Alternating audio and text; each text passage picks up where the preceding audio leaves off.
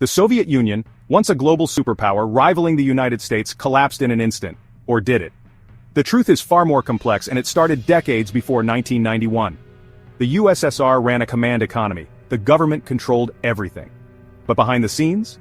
Factories were outdated, corruption was rampant, and food shortages were common. By the 1980s, Soviet citizens waited in endless lines just for bread, meat, even toilet paper. The economy was growing on paper, but in reality it was bleeding out. Then came the Soviet Vietnam, Afghanistan. In 1979, the USSR invaded, expecting a quick victory. Instead, they faced 10 years of brutal guerrilla warfare. 15,000 Soviet soldiers died, billions of rubles were wasted, and morale was shattered. Then in 1986, Chernobyl, the world's worst nuclear disaster. The Soviet government hid the truth, refusing to evacuate people for days. The world saw the USSR's biggest weakness: secrecy and incompetence. Trust in the government crumbled.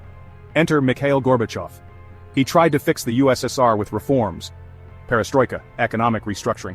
But Soviet industries were too broken to compete in a market economy. Glasnost, openness. It gave people free speech, but instead of helping, it exposed decades of corruption and oppression. Suddenly, Soviet citizens realized the truth. Their government had been lying to them for generations. For years, the USSR controlled Eastern Europe with an iron grip. But in 1989, it crumbled.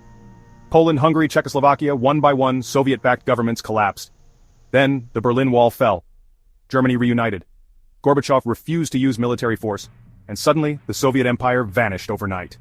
In August 1991, hardline communists tried to overthrow Gorbachev to stop the collapse.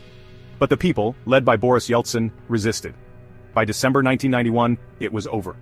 The Soviet Union was officially dissolved. The USSR didn't collapse overnight, it rotted from within for decades. A failing economy, a disastrous war, political chaos, and a leader who couldn't hold it together. And just like that, a superpower was erased from history. Do you think the USSR could have been saved? Comment below.